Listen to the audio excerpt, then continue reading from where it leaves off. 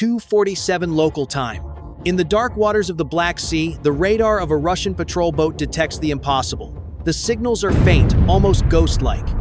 But their course leaves no room for doubt. They are heading for Crimea's most heavily defended airspace. What would happen next would rewrite the rules of modern warfare and expose a fatal flaw at the heart of Russia's multi-billion-dollar defense system. Suddenly, on the coast, the screen of an air defense battery comes to life. 5 missiles tear through the darkness, climbing into the sky. 30 million rubles worth of precision-guided munitions, fired in a fit of helpless rage. But these are not the targets the system was trained to fight. When the smoke clears, the Russian operators witness an unbelievable sight. The drone continues its flight completely unscathed. These FPV drones pushing deeper into Crimean airspace have a single objective: to destroy the Russian early warning and defense network crowning Ai-Petri mountain. But first, they had to survive something no one thought was possible. Down on the coast, a state-of-the-art Pantsir S-1 air defense system was desperately swiveling its radar dish. This was no Soviet-era relic. This was the pinnacle of Russia's point defense technology, designed to destroy cruise missiles and protect the most critical military assets. And it had just spent millions of dollars in missiles trying to shoot down a target that costs less than a smartphone. As the drones pressed on, the thermal silhouette of Ai-Petri mountain filled the screen, those distinctive domes crowning its peak like giant golf balls. The Pantsir fired again, this time switching to its 30mm twin-barreled cannon. Tracers painted patterns of light in the night, beautiful and completely useless. There was a problem the Russian operator didn't understand. The Ukrainian drone was flying at an altitude of just 50 meters, at a near-perfect right angle to the radar beam. This created a blind spot in radar physics known as the Doppler notch. Radars don't just see objects, they measure how fast a target is moving toward or away from them. This is called radial velocity. If an object isn't flying toward or away from the radar but across its beam, its radial velocity approaches zero. To the radar's computer, a target with zero radial velocity is stationary ground clutter, like a tree or a building, and the system is programmed to filter out these false targets. The drone had literally become something the system was designed to ignore. Furthermore, radar waves reflecting off the sea surface were creating a phantom image below each drone. The tracking computer, trying to average the real target and its reflection, guided the missiles into the empty air between them. The missile's proximity fuses needed a radar echo of at least half a square meter to detonate. These drones reflected 1% of that. The missiles didn't even recognize them as valid targets.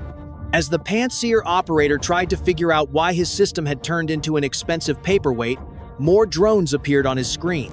A mechanical swarm of hornets, approaching from different vectors.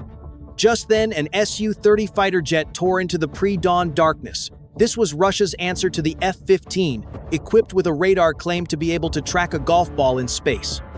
But the pilot's bar's radar was showing nonsensical data. Contacts appeared and vanished like fireflies. The system needed 5 consecutive radar pings to confirm a target as real.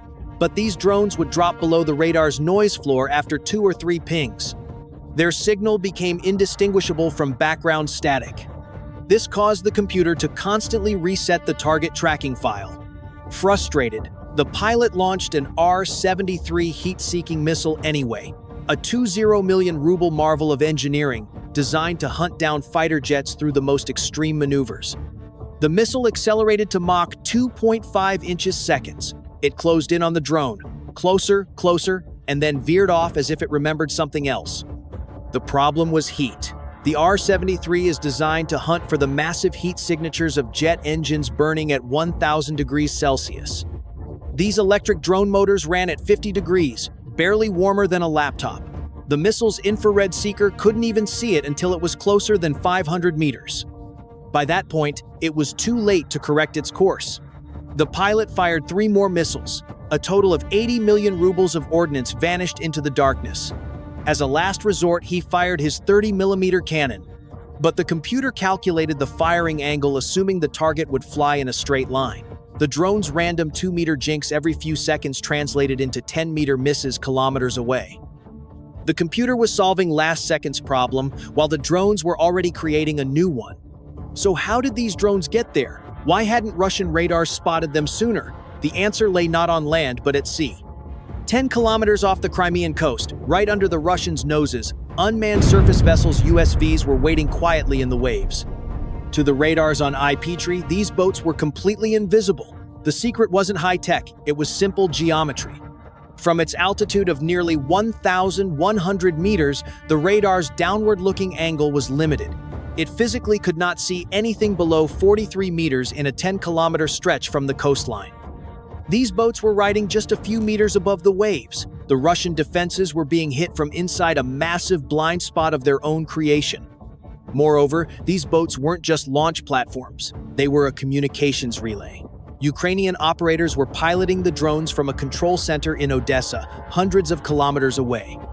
Commands were sent via an encrypted Starlink internet connection to the boats, which then relayed them to the nearby drones. The drone's video feed followed the same path in reverse. This system allowed operators to conduct surgical strikes deep inside enemy airspace while sipping their morning coffee. Essentially, they were fighting a war over a floating Wi-Fi extender. 2:54. The first drone reaches its target, the 96L6E targeting radar, NATO codenamed Cheeseboard. This radar was the brain of the S-400 systems, capable of tracking 100 targets and coordinating missile engagements simultaneously. The drone's shape-charged warhead detonated against the antenna array. A jet of molten copper, traveling at 8 kilometers per second, tore through the sensitive electronics. Millions of dollars of technology instantly reduced to a smoking ruin. The chain reaction had begun. Next to fall was the Nebo radar, Russia's ghost hunter. Then, the Podlyat K-1, Crimea's low-altitude eye, went silent. Each strike took out a vital organ in the defense network. The feared S-400 batteries protecting Crimea were now blind.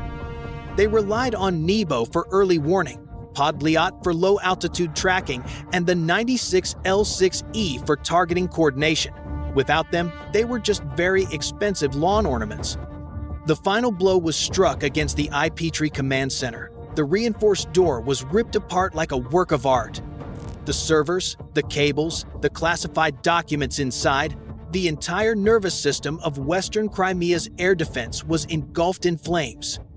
Detection radars couldn't pass data to fire control radars. Fire control radars couldn't assign targets to launchers.